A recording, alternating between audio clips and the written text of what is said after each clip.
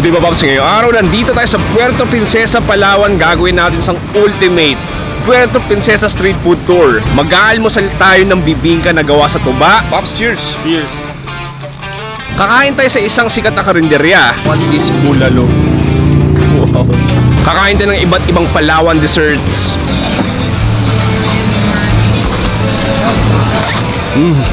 At sa huli, kakain tayo sa legendary Haim Chicken. Then, nice. Order. Kung taga Puerto Princesa ka, sit back and relax. This will be an ultimate childhood food tour. Kabinihintay natin. Tara! Isang magandang umaga pare. Nandito pa rin sa Puerto Princesa. Kasama natin si Leon Guerrero. Yes. Pare, kumusta? Nandito tayo sa tinatawag na nagbebenta ng bibingkang may tuba. Paano mo nag-discover ito, Pops? Ganito kasi ang nangyari, every time kasi na pupunta ako ng dagat ng maaga, nakikita ko sila na ang daming tao talaga dito, mga 6 AM. So yung pinakakakaiba dito, yung pampalsa nila, yung parang yeast nila, ginagamit sila ng tuba.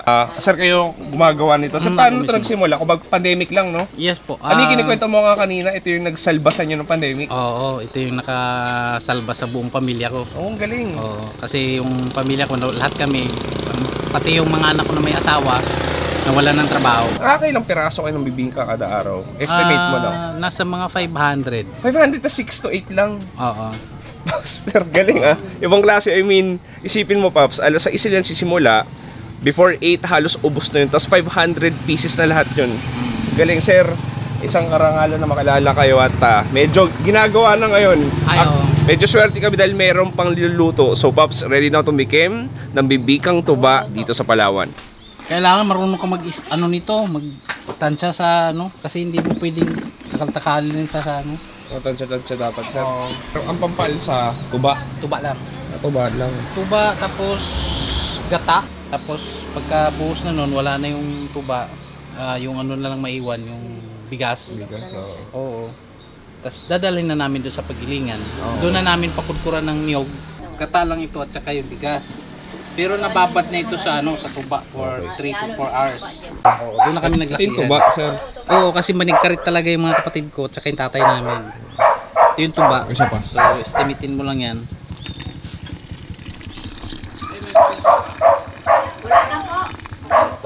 Tapos haluin uli, titignan natin kung tama na yung timpla niya. Ambat masyadong dahan.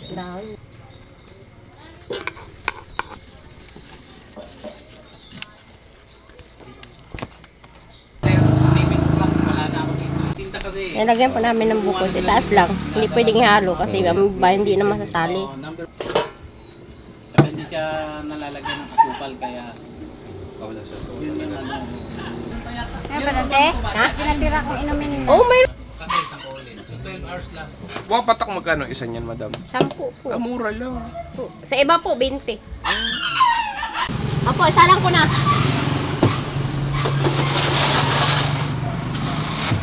Ilang minutes yan, madam? Mga 15 po. So ito Pops, nilagyan tayo ng fresh tuba. Sila rin may gawa nito. At umaga ngayon pero iinom kami ng tuba. Actually, amoy niya, no? Like, fermented pero parang naamoy ko pa rin pagkabuko niya. No? Anyway, cheers tayo. Cheers. Ooh, ang sarap. Basically, parang siyang buko juice na pinaasim. Oh, nice. And then, similar to wine. Diba? Oh, napakasosyal ginaganon-ganon mo pa. Anyway, ang sarap nun. I mean, it's better sa ina-expect ko. Masarap. Nice. Yan, tumutulo po yung katas niyan. Galing So, dyan lang gagaling. Oo, yan kunin ko So, yan yun. Yan yun. Ito po. Ayan, tumutulo na siya. So pagka kinukuha namin yun naman, kakaritan yan siya. Hiwaan mo lang siya. Ayan, tutulo na siya ng tutulo.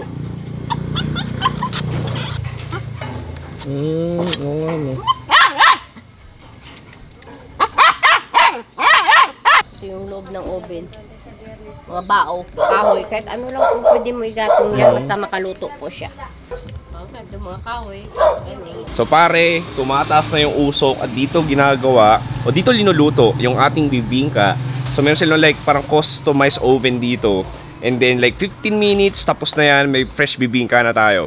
Yun yung usok, sinapak ako. Pwede na balik na rin. Binabaliktad siya. Hindi naman siya ililipat lang doon yung yung nandito sa harap. Kasi Pantay yung apoy, di ba? Balik na rin po siya. ayan na po siya. Luto na yung iba, yung dito wala. Kasi mas matindi yung apoy doon sa... Oo. So, ito mga 3 minutes na lang luto na.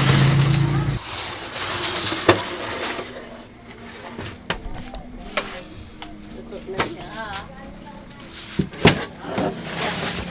So Pops, luto na yung ating bibingkang may tuba. Look at this. So actually Pops, mukha siyang muffin. Mukha siyang fluffy muffin. As you can see, there's like a dark brown na tosta sa taas. And then may coconut meat din yan. Anyway pare, this looks nice. Yes. At medyo napapaso ng kamay ko. Pops, cheers! Cheers!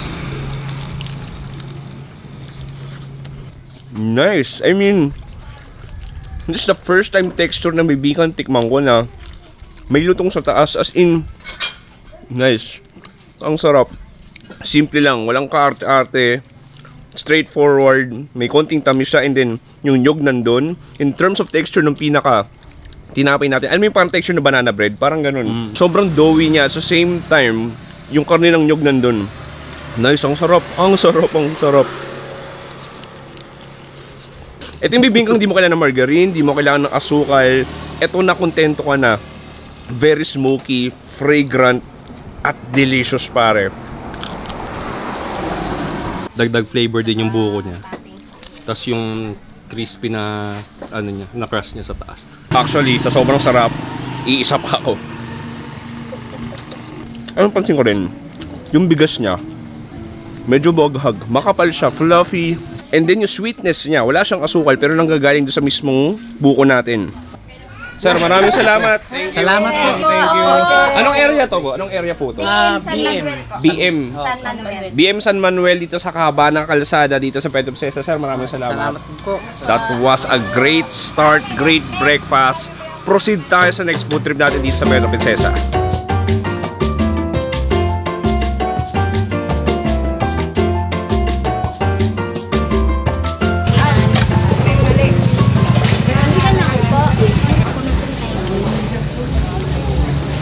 Ano pa po?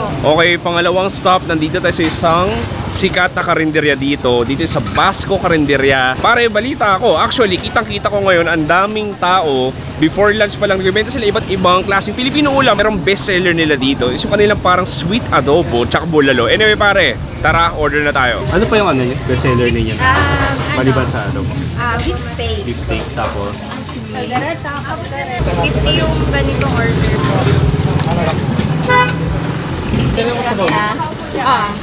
Umabot.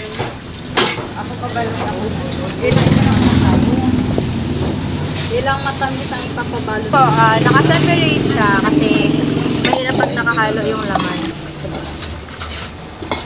So, pare, nandito natin iba't ibang ulam. Actually, sobrang Yes. busy nila ngayon. actually, dami kasi dito Ang talaga. daming tao. Since 2001 pa pala sila. Oo. Tsaka puntahan talaga to ng mga taga-Puerto. Talaga, mga lokal, Binibisita mga talaga, lokal, mga lokal. tawag dito, mga papasok sa trabaho, Yes, mga tricycle naka-lunch drivers. break, dito sila Dito kakain. talaga. Ito yung beef steak. Beef steak. Ayan, so kuha ako ng, so may sibuyas. Okay.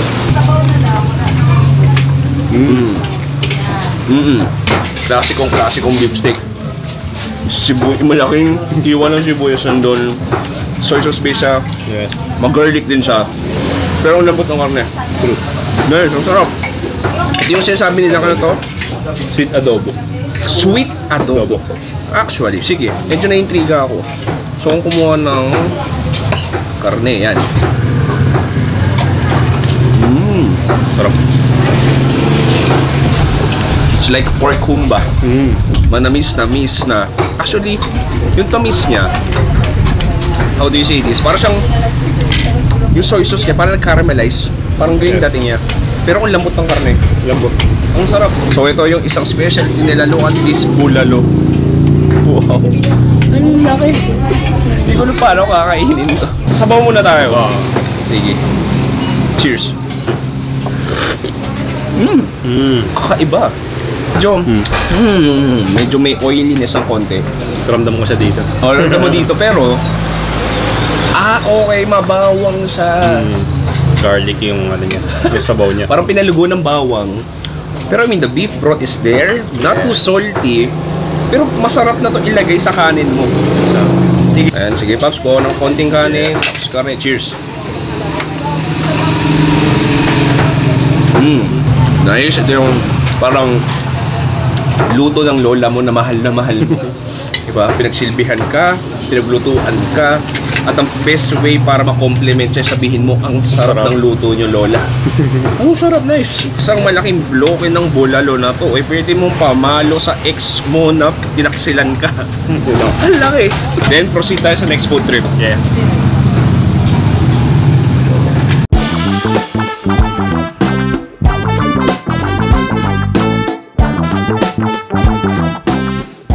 So nandito tayo sa Baker's Hill. Isa to sa pinaka-paboritong pasalubungan ng mga pupunta ng Puerto Princesa, at merong iba't ibang delicacies. May kasoy, merong mga iba't ibang sweet desserts, pero pinaka-bestseller nila is yung medyo mauubos na hopia. So may ube hopia, may munggo hopia, pero titikman natin is yung kanilang pastillas hopia. Okay, so after that long line, nandito ating pastillas hopia. Cheers, pare. Cheers.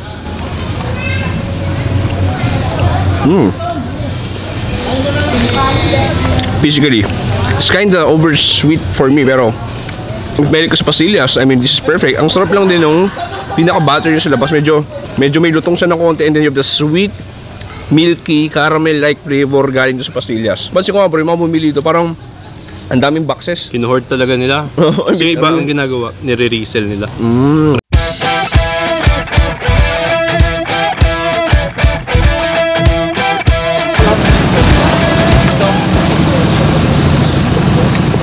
Kukuha lang nito, sir. Kailangan manamis-namis pa yung lasa niya. So pare, nandito kami sa Baker's Hill. Dito yung para isa sa pinakasikat na tourist spot tsaka pasalubungan center. Pero tapat niyan, may nagbebenta ng fresh tamilok. Fun story lang. Itong stall nila, yung kapatid nila, yun yung kasama ko na nagtamilok ko noong 2020. So, to give you a brief background, i-replay natin Pops Chewy 2020 Puerto Princesa Tamilok. Makikita mo agad ang malagray na tamilok na nakasilip mula sa butas ng kahoy. Para sa inyo, mga Pops. So yan, so nandito tayo ngayon para kumain ulit tamilok. Pero ito, ikikilaw naman nila. Anyway, nasa parang styrofoam lang, and then kukuha ka ng gusto mong tamilok, and then ikikilaw nila yan at tikman na natin. Saan ang huli niyan? Siya yung nagawa nito. Saan ang nagawa sa dalawa silang tigil. Kapatid ko yan eh. Ikaw pala yun.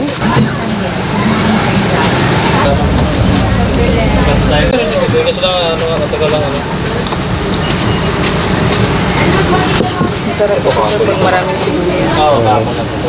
Okay, Pops, so ito na yung ating tamilok. Actually, ilang beses na ako nakain ng tamilok, pero this is like the first time na parang kilawin. So may sibuyas, suka, tas sili to.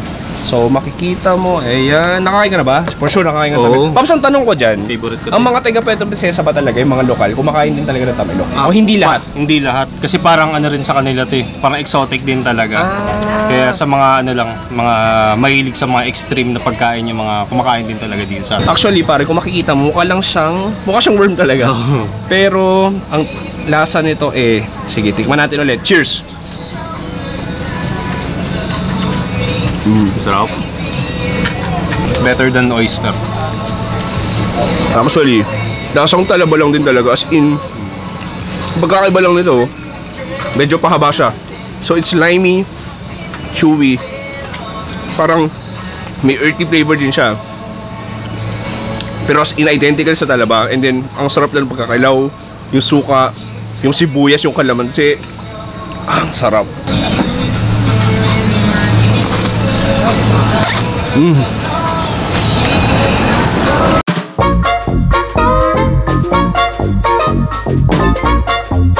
Okay, nandito tayo sa legendary Nokinox. Pops, etong Nokinox, anong kwentong palawenyo mo dito? Ito yung pinaka sikat na halo-halo dito sa Puerto This Princesa. looks nice. Actually, yeah, may nakita ako like banana, beans. Yes. Hindi ko alam kung ube ba yun or what.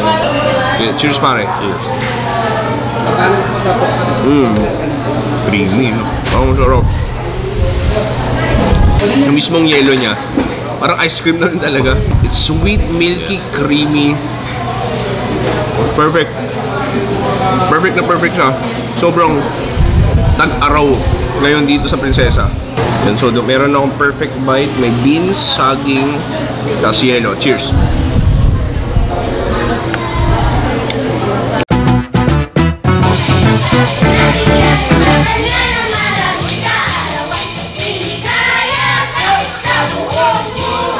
Okay, touchdown tayo para sa huling food spot natin. Paring Arn, nasaan tayo ngayon? Dito tayo ngayon sa Haim Chicken Inn na to, sa Manalo Street. Mula 1999, dito na talaga sila.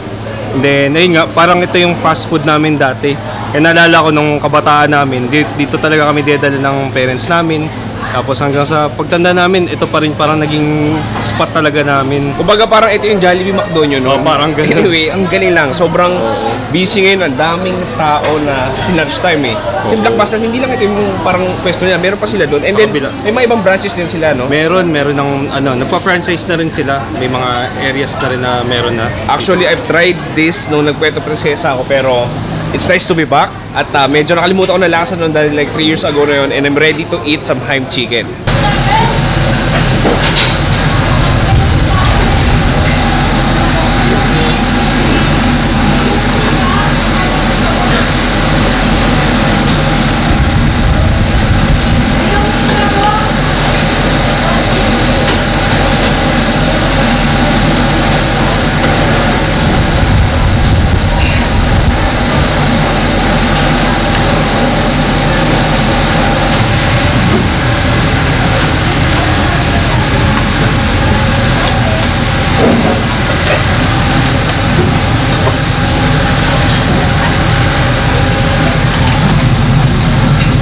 Okay, so nandito tayo ngayon sa pinaka-griller nila. Look at this.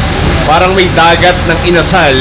At itong recipe na to is, di ba, may inasal sa Bacolod. So parang inasal din to, pero Palawan recipe daw. So isa na to sa legendary restaurants dito sa Palawan. If dadaan ka ng Puerto Princesa, it's a must try or mandatory na duman mo dito sa Haim. Anyway, Paps, naamoy ko na yung bango nung inihaw na manok.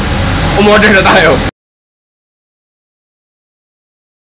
Okay, R, nandito na yung ating Haim chicken. Hindi siya inasal, hindi siya chicken barbecue. Ang tawag nila is Haim chicken. Haim chicken legs talaga. and Haim wings. So makikita mo, no? I mean, wow, sobrang juicy niya and parang punong-puno siya ng, in-smother siya ng soy sauce na hindi ko masabi.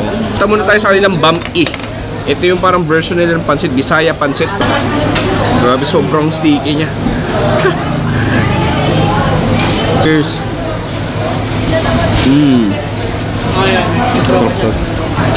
Medyo like magkakadikit yung noodles niya, yung bihon and then yung kanton. Like ito isang fish sauce, ma-pepper din siya and then may karne, all of that gulay. Ang sarap. Punta tayo sa kanilang manok. Ang ganda lang. Hindi nga siya inasal, para siyang ang gulo, para siyang inihaw. Pero mukha rin siyang prenito. Sige, so basagin natin. Nice. Oh, that. Punta tayo, drumstick muna tayo. Lambot. Ang sarap. Ang merong kulang yung salitang juicy para ma-describe yun. As in, may oil, may juices na lumalabas sa kanya. Medyo mapaminta siya actually. And then you have like the sweet barbecue sauce. Actually, lasa mo rin yung soy sauce niya. Yes. Ang ginagawa ng mga Palawenyo pag kinakain ito, actually, sinasawsaw namin sa patis. Ah, okay. Sige, sige. Patis na may kalamansi. Ang init. Bagay. Yung tamis ng manok, na-complement tong alat ng patis. Yes. Kakaroon pa sila ng identity. May sariling lasa pa rin sila. Diba, Paps? Hindi siya katulad ng inasal. Parang ito lang yung flavor na malalasahan mo dito. Nice. Good day mga Paps, ngayong araw nandito tayo sa Puerto Princesa Baywalk. Pare, gagawin natin 1,000 peso Puerto Princesa Street Food Challenge. This is a nice baywalk kung saan namamasyal yung mga pamilya, namamasyal yung mga estudyante para kumain ng murang street food. Maghahanap tayo ng mura, masasarap at paboritong street food ng mga taga Puerto Princesa. At tingnan natin kung saan naabot ang 1,000 pesos natin. Kabilintay natin. Tura!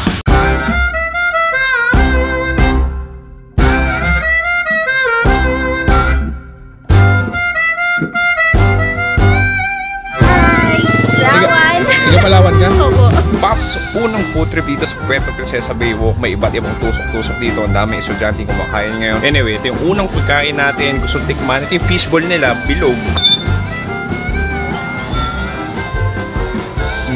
Wow. Grabe. Ang anghang.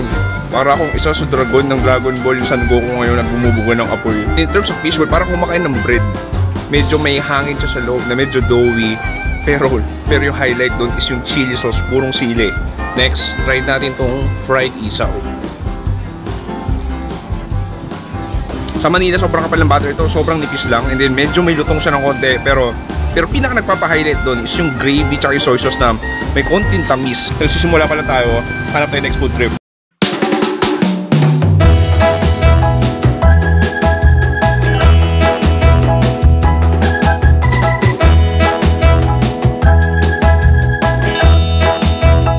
Next pare, meron dito isang maliit na humble burger joint at meron silang iba't ibang buy one take one na ham sandwich, burger, pero meron din silang footlong.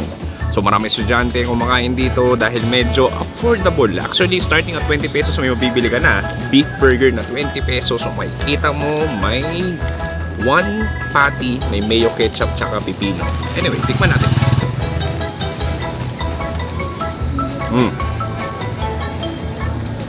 Just reminds me of childhood na ito yung burger na kaya kong gawin nung bata ako. Pinaka nagpapalasa is yung mayonnaise at ketchup, and then yung pipino nandun. Ito yung hamburger na binibenta sa kantin nyo pag uwian nyo. Yung nakatisyo na, ito yung lasa niya. Next natin, meron tayo ditong footlong. Pare, ang haba nito, pwede mo siya pang espada sa Star Wars. Anyway, ganun din. Basically, may footlong hotdog lang siya, pero mayonnaise ketchup yung sauce. Tapos bun na grenil. Gulit ito sa texture ng hotdog. Medyo parang mushy siya ng konti. Parang natutunaw siya sa bibig mo. But the flavor itself, ito yung parang frozen hotdog sa supermarket. Pero Pops, wala akong marereklamo dahil mura. Tapos malaki. Sa inyo ma'am, shake ma'am, pili lang po. Pearl and Graham. Ano sa inyo po? Okay pare, next tirik ang araw dito at masarap pag malamig na shake. Meron ditong iba't ibang flavors. Actually Pops, medyo mura lang siya, starting at 20 pesos. May iba't ibang flavor, may mango, chocolate, buko. Pero in order ko yung avocado, may kasama na yung pearls. Tikman natin. Lasang-lasa yung kondensada doon, ang daming kondensada, manamis, and then avocado flavor nandun is very refreshing, lalo na medyo mainit ngayon, para kang uminom ng ice cream.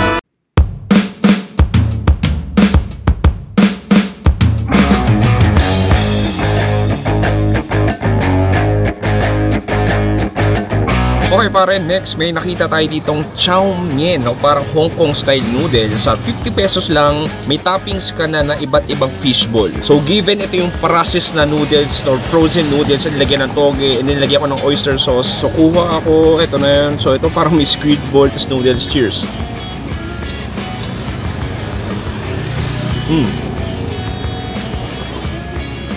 Ang sarap niya. Kung estudyante ako, panigurado, nag-iipon ako para makakain nito sa merienda. Noodles natin may konting lutong, may konting chewiness, and then yung fishball nandun, and you have the sweet peanutty oyster sauce na nagpapalasa sa mismo noodles natin. Masarap din yung pinaka chili garlic nila.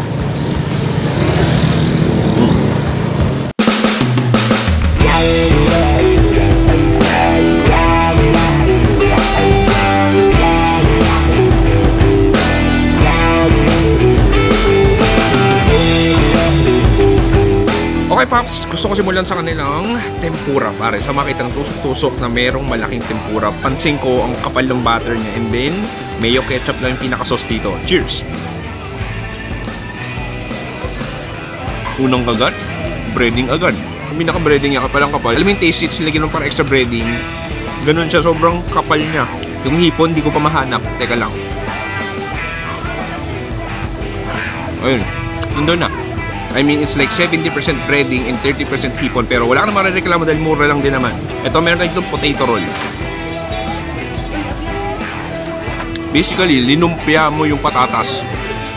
So parang kang kumakain ng french fries at lumpia at the same time. Next natin, meron itong fried tofu na merong spicy sauce. Actually, mukha siyang madugo. Sige, tikman natin. Lasa niya, normal na tokwa lang naman. Pero, yung pinaka nagpapalasa sa kanya is yung sweet and spicy sauce. Okay. Yung sweet sauce niya, hindi overpowering na parang, hindi sobrang tamis eh. Medyo mild lang siya na, yung lasa ng sauce niya parang papuntang ketchup na hindi. Nadurog na ito yung malaking calamares na look at that. I think it's 20 pesos lang. And then, ang kapal ulit ng butter. And then, nandun yung pinakapuset sa loob. So, tikman natin. Actually, lasang calamares. So, sobrang kapal lang ng breading. Pero alam mo, pansin ko dito, yung identical sa mga pagkain nila is lahat may butter. So, parang ewan ko pampadaya ba mas madaling busog. Pero usually mga customers dito, estudyante. So, para sa kanila, sulit na yun. Para tira mo nila ng juice o ng parang fruit shake, solve ka na.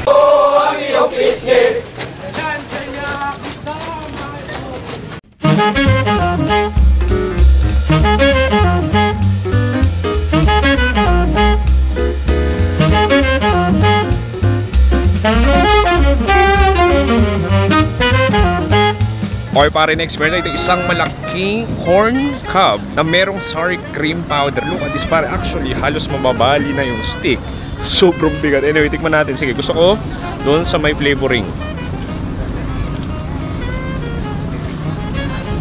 Ang tamis ng mais, may juices pang lumalabas. And I think this is the first time na kumain ako ng corn na may sour cream powder. Nice, ang sarap. And then there's a generous amount of margarine dun sa pinaka-core natin. This is an amazing street food habang binuview mo yung magandang dagat ng Puerto Princesa.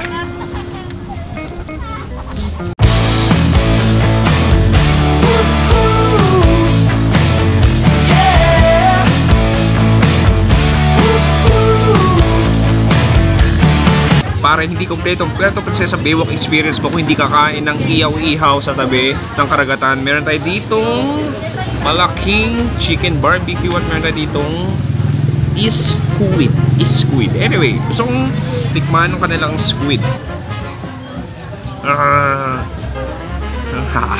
Inad ka, kailangan siya. Sobrang chewy niya and medyo rubbery. Pero the flavor itself masarap. Sweet, smoky, well-charred na. Actually, beer na lang yung kulang. Next, ito yung ating chicken barbecue. Kuha ko dito ng isa, mainit. Manamis-namis siya na punong-puno ng ketchup sa labas. And then yung manok, in fairness, malambot, juicy. Succulent. Nice. Hindi ko alam kung nakakain ng street food na tayo, pero tignan natin kung magkano yung naabot nun sa 1,000 peso budget natin.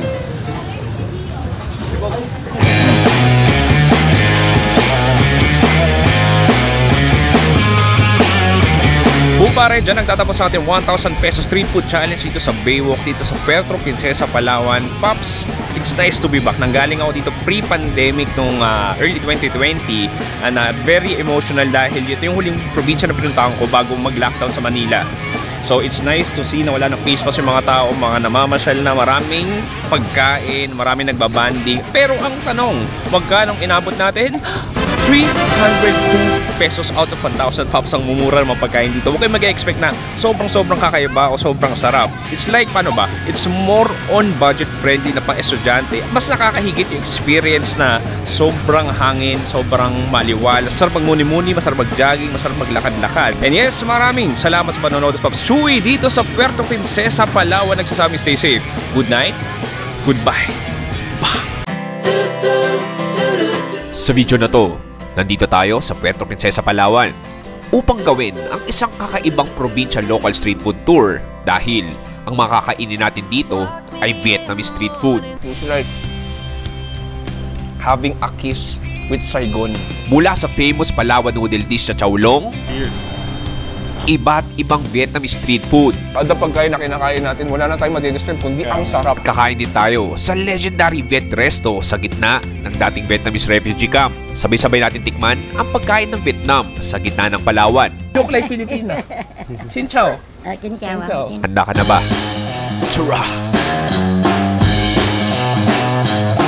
Isang magandang araw dito sa syudad ng Puerto Princesa, dito sa Palawan, Pops.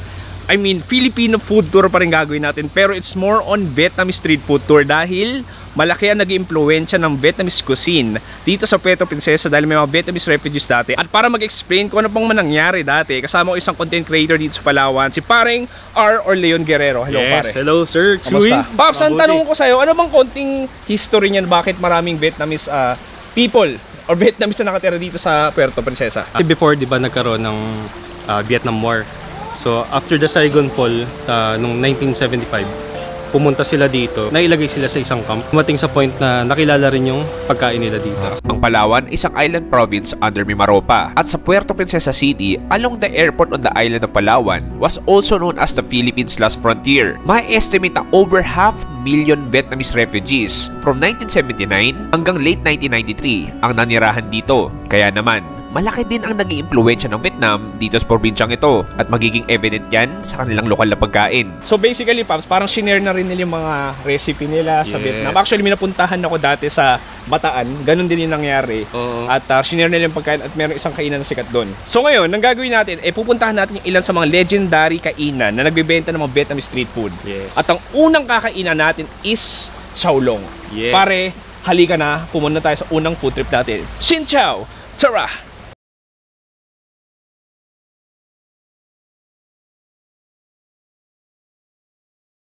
Alam mo, Pops, ang lupit lang din kasi galing ako ng Vietnam like 2 months ago at nakita ko talaga paano ginagawa yung pho, anong lasa ng pho, and it's nice na pumunta ng Puerto Princesa para ma-compare ko ano yung pagkain na pinamana ng Vietnamese. May kwento kayo, sabi mo yung tricycle driver. Paano ba? Umorder, tapos...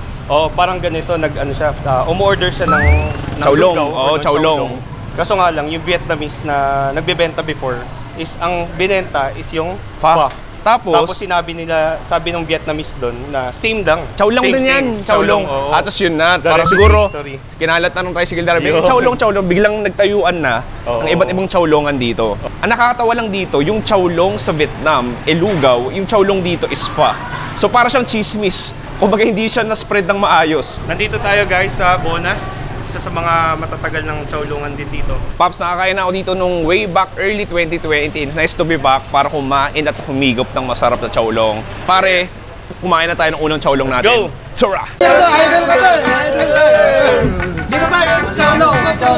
Kasi Palawan.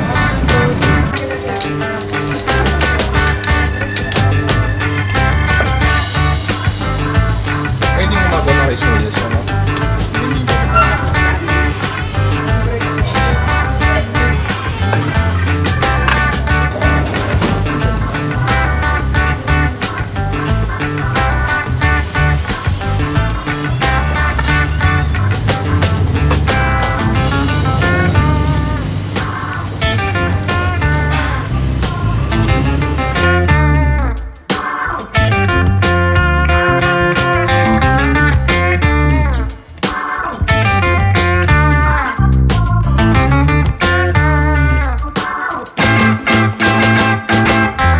So ito yung buto-buto with beef to soup naman siya. SBS. Yes, o yun yung acronym niya. Yes. Alam mo, Pops, no, pansin ko, compared sa normal pho, mas mapula to. As in, sobrang red niya. Para siyang binuusan ng Crayola na pula. Anyway, pero yung nagpapaano doon, actually, feel ko hindi lang to anato oil. May food coloring na to. Kasi iba yung pula niya eh. Punta mo tayo sa sabaw. Cheers, pare. Cheers. Yung pinakasabaw nung Chao Long, mas matamis siya di hamak sa pho. Though, I can taste the pork broth, I can taste the beef broth, pero ang sarap isa salty, savory, sweet, manipis na sabaw na parang dumidiretso agad sa buong pagkatao ko yung lasa niya. Diba? Ito, parang Vietnam din eh. Mga ganito herbs. Mint ba to? Mint beef. Galing, no? Isipin mo pa rin sa Pilipinas tayo, pero local food to kung tutusin, di ba? Local food to. Vietnam, ang gamit nila lime. Lime talaga. So ito, kalamansi. Kalamansi. Konting anghang. Pampainit. Sige pare, so noodles muna tayo. Cheers. Kung papapikitin mo ngayon, feel ko na sa Saigon ako. Ang sarap. Soft noodles na yung mint nagpapadagdag ng extra bango. And then yung sabaw talaga. Parang yun talaga yung factor eh, no? Kapag masarap yung sabaw, parang masarap na yung buong experience. Pare, ikaw ba, bilang isang batang Palawenyo, ano ba to? Tuwing kailan nyo kinakain to? Nung bata pa kasi ako, dito kami dinadala ng parents. Oo. Lumaki ako, medyo, syempre, gumigimik or what.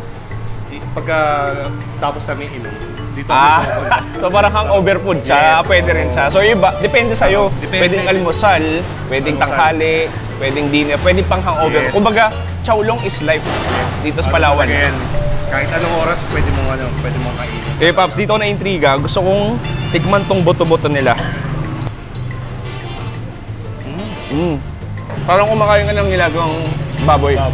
Pero, it's not the most tender pork na matitikman mo. Yeah, there's history, there's tracks kung ano yung nangyari dati at hanggang ngayon, nare-represent pa rin yun dito sa Palawan. Para siyang banh mi. Banh mi talaga siya. O, banh mi version siya, pero French bread tawag nyo. Yes. Nakita ko yung pinaka-sauce niya, mayonnaise, and then meron din siya nung parang beef stock na sauce. Yung tinapay natin is fluffy, crispy, and then, I mean, not generous amount ng chicken slices, pero pwede na rin. And then yung mayonnaise nandun. Ginagawa ko ito, i-dip natin sa sabaw para i-soak up niya yung sabaw ng Chowlong natin. Parang yung tandem nila, parang aldab, pare. Parang tinadhana talaga. Ang sarap. Hindi kompleto pagka walang French bread. Pinakamaganda dyan, dito mo lang sa Palawan niya matitikman. Yes.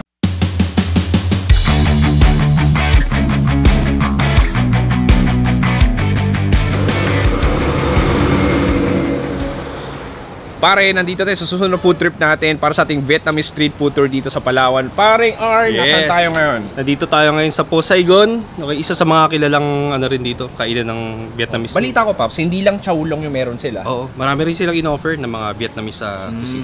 Tapos, I think, since 2010 pa sila. Oo, 13 And years then, matagal na rin dito. sila dito. Isa to sa pinupunta ng mga turista. Medyo Filipino style pa rin mapagkain nila, pero mas lamang yung Vietnamese. Yes. Kasi yung pinakamay-ari nito is yung parents niya, yung half siya, di ba?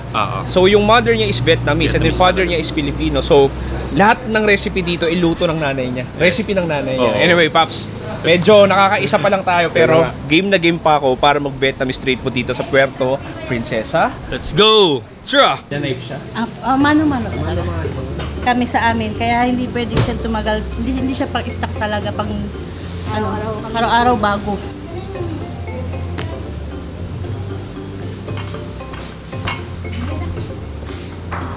So magiging ganyan siya. Mas maganda siya gamitin pag yung kinabukasan na.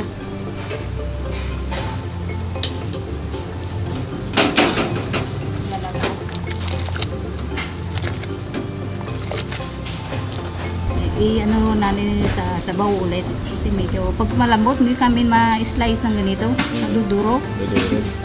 Kaya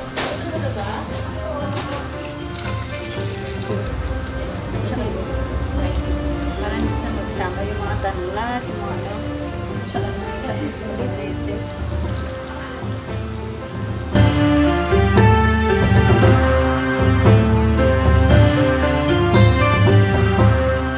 Feel ko parang binalik ako sa Vietnam. Anyway, sige, ang gawin natin, gusto ko munang dahil meron tayong 3 klase ng sabaw dito. So, Pop, simulan muna natin sa kanilang pork boto-boto. Wow, this is a new... Bago siya sa panlasa ko.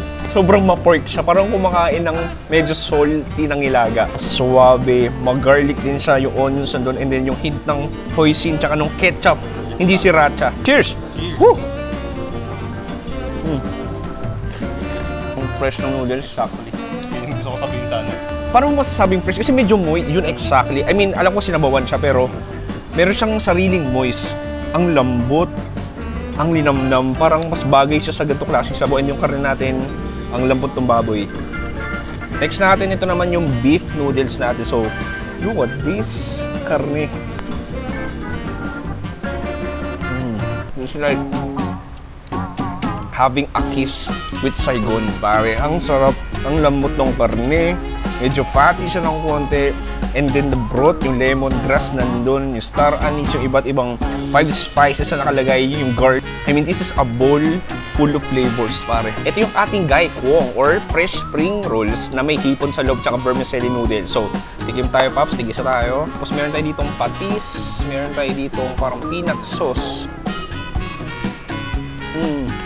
That's amazingly good, Pops. I mean, yung vermicelli nandun. Then you have the gummy rice wrapper. Tapos nandun yung malalaking hipon. Then the peanut sauce, yung patis, nagpapadagdag na extra flavor. This is amazing. One of the best na spring rolls na tikman ko. Meron din tayo ditong fried naman to. Para siyang lumpia. May vermicelli siya, tapos chicken. So, i-dip ulit sa sauce natin. Kada pagkain na kinakain natin, wala na tayong madidescribe, kundi ang sarap. Sumasabog yung lasa talaga. Bawat kagat mo, ang sarap. Wala ka naman madidescribe eh. Huling sabaw natin, ito yung beef stew na tinatawag. So, makikita mo, mas ano siya, parang dark brown. May mga chunks ng baka, yung rice noodles natin, naging brown na rin. Ang pansin mo dito, parang sa Vietnam din talaga, malalaking toge yung gamit nila.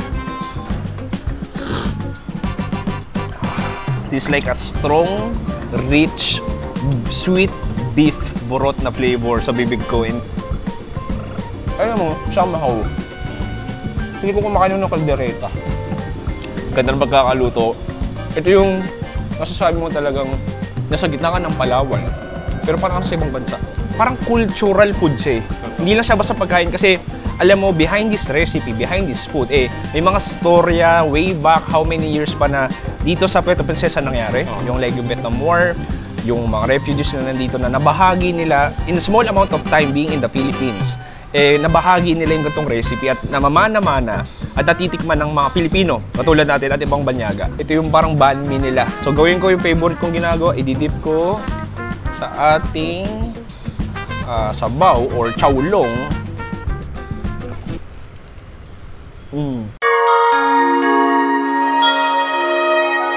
Ayun, Pops, so nandito kami sa area kung saan yung huling kainan natin. At meron ditong parang maliit na Vietnamese village. Pops, ano bang konting kwento dito? Ano lang, share ko lang. Ito kasing area na to, sir. Dati siyang Vietnamese refugee camp. Dito yun. Ito mismo yun? Dito mismo yun. Okay. Tapos, since umalis na yung mga ibang Vietnamese dito, parang yung iba. Nandito pa rin nakatira? Dito pa rin. So actually, Pops, makikita mo dito, merong mga like, few houses lang, siguro lapang 10. Pero lahat dito nakatira Vietnamese. So parang may maliit na community sila dito. Invite kami sa isang bahay. At Vietnamese, ay, Xin Chào! Hello, Mami! Ma'am, ilang years na po kayo dito sa Vietville, sa Palawan? Since... Philippines, nakunta dito 1978. 1978 dito na po kayo? 78 you're here? Punta Philippines. Punta ka Philippines? Mukha kayong Pilipina, Mama. You look like Filipina. Xin Chào. Xin Chào. So, yung family niyo po dito? Ako, anak ko. Anak ko. Dito 5 family lang. 5 families na lang? A Vietnamese family? Yeah, Vietnamese lang. Thank you, Mami. Nakakatawa naman. So, there's like a small Vietnamese community dito. Ang galing. So, Pops, katulad nito, since 1970s pa, nandito sila, Mami. Thank you so much. Thank you. Thank you. And ngayon, Pops, punta na tayo sa kainan naman. Kainan na. Vietnamese din, pero pagkain. Huling spot na natin. Tara!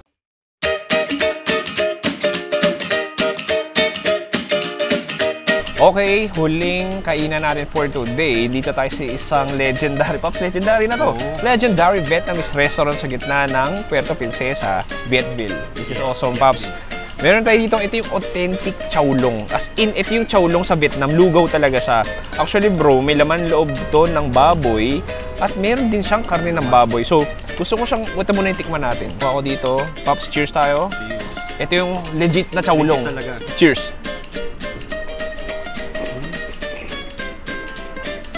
Sabi ko yung chowlong, ito yung lugaw na babango. Ang sarap siya ipaligo sa'yo kasi feel ko kapag naamoy ka ng chicks, ma-attract sa'yo kasi amoy chowlong ka. Alam bango yan, I mean, parang siya may mint, no? Lugaw na ma-mint siya. And then yung kanin niya, medyo sticky na hiwa-hiwalay na yung pork broth din nandun. And then yung fried scallions natin, yung karne. May nalasahan ng atay. Ano sa'yo? Anong karne nakuha mo? Atay din. So pantay tayo, it's not ay. It's a Thai. It's okay. Nagets mo yun. So, meron sila authentic banh mi. Grabe. Roasted pork, look at that. So parang may slices ng malalaking yempo. Oh, para siyang yempo eh. Parang overload na. Overload. Cheers, banh mi, cheers. Unang dadapo sa ilo yung parang pickled na labanos. And yung karne natin, lambot. Medyo smoky siya. At the same time, ang lambot niya, nice. Medyo sweet side din siya. So next natin, ito yung huli natin, ito yung pho or chowlong nila dito sa Puerto Princesa. So kuha ko siguro ng karne, konti. Sobrang rich ng flavor. Pero it's like on the sweeter side, pero malinamnam. The pork broth is there. Yung parang may fried scallions din siya, tapos mabawang din siya, din toge.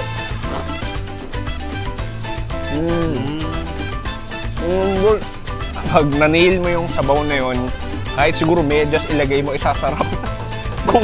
kung masarap yung sabaw niya. Pero itong lambot, this is nice. And then also the ambience of Vietnam is para siyang probinsya sa Vietnam. So bukod sa pagkain, yung overall feels ng kainan parang Vietnam talaga. Food series is made possible by Essential Chicken. Ang Essential Chicken ay isa sa pinakamalaking poultry producers sa Visayas. Mahanap po mga quality products sila sa wet market sa supermarket sa Visayas at Mindanao, tulad ng Cebu, Iloilo at Zamboanga. For more info, you can check their Facebook page. Dahil sa Essential Chicken, ramdam mong alagang mapagmahal.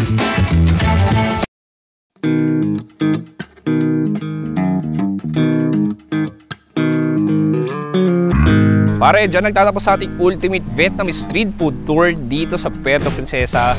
Pare, maraming salamat. Salamat. Sobrang nabusog ako doon at dami ko natutunan. Parang isa tong historical episode. Exactly. So katulad na sabi mo kanina, dahil ang daming tracks like footprints galing sa mga Vietnamese dati, hanggang ngayon pa rin, nararamdaman pa rin presence sila dito sa Puerto Princesa. And it's nice to see them here, na they love Philippines, and ang sarap na pagkain nila. Paring Pops, baka may gusto kayo promote?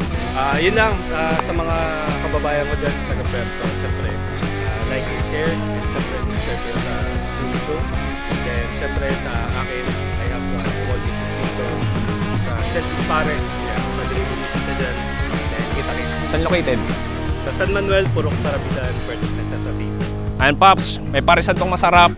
Puntahan ninyo. Paring maraming salamat. Thank you. Pare, maraming salamat sa panonood. Si Pops Chewy kasama si dito sa Palawan. Nagsabi, stay safe, good night, and goodbye.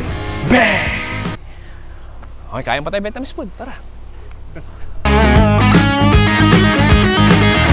Ang mga restaurant o karinderya na nagbebenta. Nagbebenta. Yung pala, ultimate Vietnamese street food tour pala to sa akala ko chowlong lang. Yung pala, ultimate Vietnamese. Yes! Hello, mga madlang people. Uy, madlang people! Mabuhay! Mabuhay!